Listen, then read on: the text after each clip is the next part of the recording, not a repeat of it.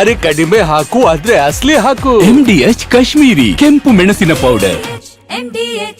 ಆತ್ಮಾಹುತಿ ದಾಳಿಯ ಬಗ್ಗೆ ಉಮರ್ ಮಾಡಿಟ್ಟಿದ್ದ ವಿಡಿಯೋ ಅದ್ಯಾರಿಗೂ ಕೂಡ ಗೊತ್ತೇ ಇರಲಿಲ್ಲ. ಆಗಲೇ ಅವನ ಪ್ಲಾನ್ ನಿಖರವಾಗಿತ್ತು. ಆತ್ಮಾಹುತಿ ದಾಳಿಯಷ್ಟೇ ಅಲ್ಲ, ಹಮಾಸ್ ಮಾದರಿಯಲ್ಲಿ ಡ್ರೋನ್ ದಾಳಿಗೂ ಕೂಡ ಮುಂದಾಗಿದ್ರು ಈ ನೀಚ ಉಗ್ರರು. ಇನ್ನು ನಿರ್ದಿಷ್ಟ ಸ್ಥಳದಲ್ಲಿ ಬಾಂಬ್ ಇಟ್ಟು ಸ್ಫೋಟಿಸೋದಕ್ಕೆ ಇವರಿಟ್ಟ ಕೋಡ್ ವರ್ಡ್ ಬಿರಿಯಾನಿ. ಏನಿದು ಬಿರಿಯಾನಿ ಸೀಕ್ರೆಟ್ ತೋರಿಸ್ತೀವಿ ನೋಡಿ.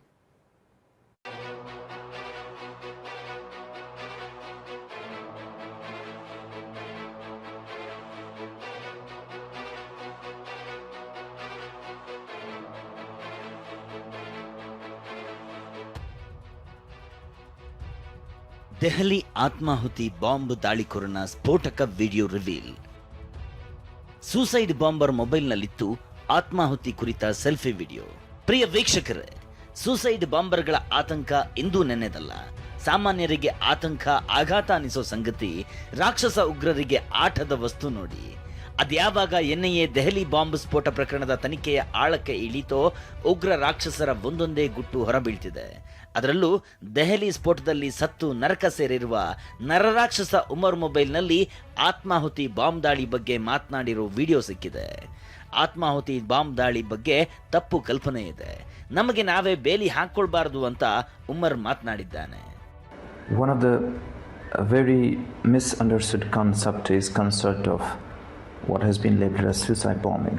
It is martyrdom operations, and it is being known in Islam. There are multiple contraindications, there are multiple arguments that have been brought against it.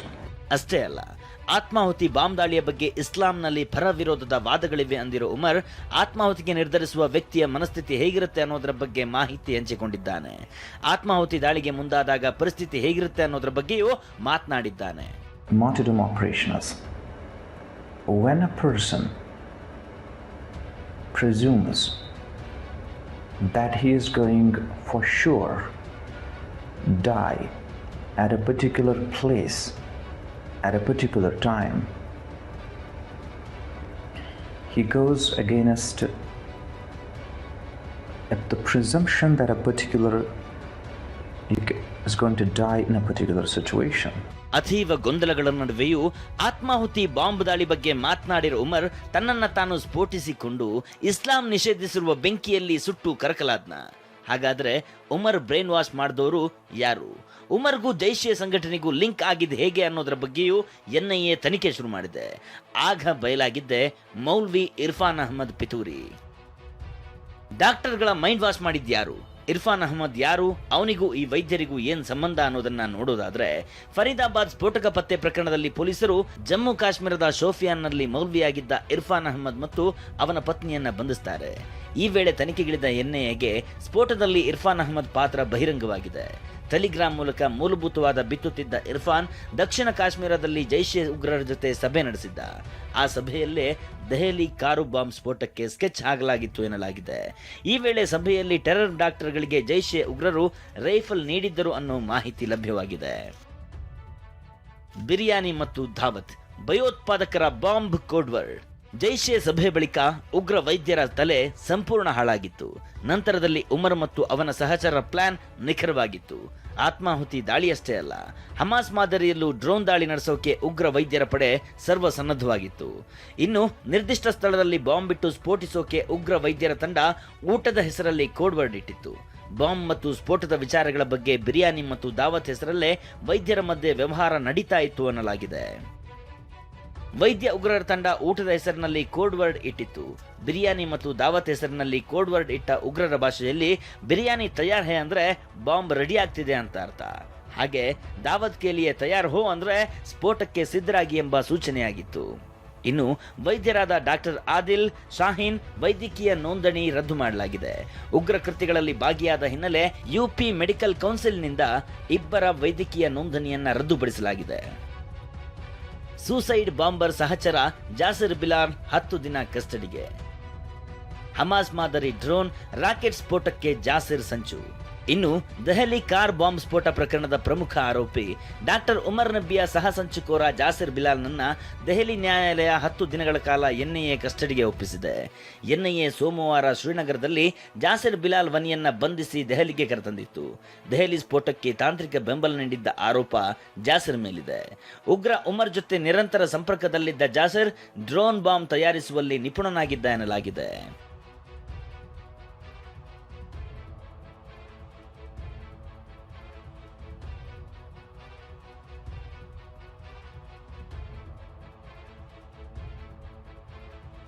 ದೆಹಲಿಯಲ್ಲಿ ಕಾರು ಸ್ಫೋಟಿಸುವ ಮುನ್ನ ಹಮಾಸ್ ಮಾದರಿಯಲ್ಲಿ drone ದಾಳಿ ನಡೆಸುವುದು ಉಗ್ರರ plan ಆಗಿತ್ತು ಅನ್ನೋದು ಎನ್ಐಎ ತನಿಖೆಯಲ್ಲಿ ತಿಳಿದು ಬಂದಿದೆ. ಈ ಆರೋಪದಲ್ಲಿ ಸ್ಫೋಟಕ್ಕೆ ಸಂಬಂಧಿಸಿದಂತೆ ಜಾಸಿರ್ ಬಿಲಾಲ್ ವಾನಿ ಅಲಿಯಾಸ್ ಡ್ಯಾನಿಶ್ನನ್ನ ಬಂಧಿಸಲಾಗಿದೆ. ದೆಹಲಿ ಭಯೋತ್ಪಾದಕ ದಾಳಿಗೂ ಮೊದಲು ಡ್ಯಾನಿಶ್ ಡ್ರೋನ್ಗಳನ್ನು ಮಾರ್ಪಡಿಸಿ ರಾಕೆಟ್ಗಳನ್ನು ನಿರ್ಮಿಸಲು ಪ್ರಯತ್ನಿಸಿದ್ದ ಎನ್ನಲಾಗಿದೆ. ಹಮಾಸ್ ಶೈಲಿಯಲ್ಲಿ ಮಾರಕ ಭಯೋತ್ಪಾದಕ ದಾಳಿಗಳನ್ನು ನಡೆಸುವುದು ಉಗ್ರ ಯೋಜನೆಯಾಗಿತ್ತು. ಅನಂತ್ನಾಗ್ನ ಕಾಜಿಗುಂಡ್ ನಿವಾಸಿ ಡ್ಯಾನಿಶ್ ಕ್ಯಾಮೆರಾಗಳು ಮತ್ತು ಭಾರವಾದ ಬಾಂಬ್ಗಳನ್ನು ತುಂಬಲು ಸಾಧ್ಯವಾಗುವ ಹಾಗೆ ದೊಡ್ಡ ಬ್ಯಾಟರಿಗಳಿಂದ ಡ್ರೋನ್ ಅನ್ನು ರೆಡಿ ಮಾಡಿದ್ದ ಎಂದು ಎನ್ಡಿಟಿವಿ ವರದಿ ಮಾಡಿದೆ. ಇವರೊಂದಿಗೆ ಒಟ್ಟು 8 ವೈದ್ಯರು ಇದುವರೆಗೆ ಬಂಧಿತರಾಗಿದ್ದರೆ ಮಡಿದವರ ಸಂಖ್ಯೆ 15ಕ್ಕೆ ಏರಿಕೆಯಾಗಿದೆ. Bureau report TV9. ಇನ್ನು ಇದೇ ದೆಹಲಿ ಸ್ಫೋಟ ವಿಚಾರ ಮಾಸೋ ಮುನ್ನಾನೆ ಬಾಂಬ್ ಬೆದರಿಕೆ ಕರೆಗಳು ಬರ್ತಾ ಇರೋದು ನಿಜಕ್ಕೂ ಬೆಚ್ಚಿ ಬೀಳಿಸ್ತಾ ಇದೆ. ದೆಹಲಿಯ 4 ಕೋರ್ಟ್ಗಳಿಗೆ ಬಾಂಬ್ ಬೆದರಿಕೆಯ ಕರೆ ಬಂದಿದೆ. ದೆಹಲಿಯ ಪಟಿಯಾಲಾ ಹೌಸ್ ಕೋರ್ಟ್, ಹಾಗೆ 30 ಹಜಾರಿ ಕೋರ್ಟ್, ರೋಹಿಣಿ ಸಾಕೇತ್ ಕೋರ್ಟ್, ದೆಹಲಿಯ ಕೋರ್ಟ್ಗಳಿಗೆ, ಅದರ ಜೊತೆಗೆ ಶಾಲೆಗಳಿಗೂ ಕೂಡ ಬಾಂಬ್ ಬೆದರಿಕೆಯ ಕರೆಗಳು ಬಂದಿದೆ. ನವದೆಹಲಿಯಲ್ಲಿರುವಂತಹ 2 ಶಾಲೆಗಳಿಗೆ ಬಾಂಬ್ ಬೆದರಿಕೆ ಕರೆ ಬಂದಿದೆ. ಇಮೇಲ್ ಮೂಲಕವಾಗಿ ಬಾಂಬ್ ಬೆದರಿಕೆಯನ್ನು ಹಾಕಲಾಗಿದೆ. ಹಾಗೆ ದೆಹಲಿಯ 2 CRPF ಶಾಲೆಗಳಿಗೆ ಬಾಂಬ್ ಬೆದರಿಕೆಯ ಕರೆ ಹೋಗಿದೆ. ದ್ವಾರಕಾ, ಪ್ರಶಾಂತ್ ವಿಹಾರ್ನಲ್ಲಿ ಇರುವಂತಹ ಶಾಲೆಗಳಿಗೆ ಈ ರೀತಿ ಬೆದರಿಕೆ ಹಾಕಲಾಗಿದೆ. MDH ನ ಕಿಚನ್ ಅಲ್ಲಿದ್ರೆ ನಾವು ಎಲ್ಲವನ್ನು ಮಾಡಬಹುದು. ಬೆಂಗನ್ ಕಾ ಬರ್ತಾ, ಆಲೂ ಗೋಬಿ, ಭಿಂಡಿ ಮಸಾಲಾ, ಇನ್ನೂ ಬಹಳಷ್ಟು.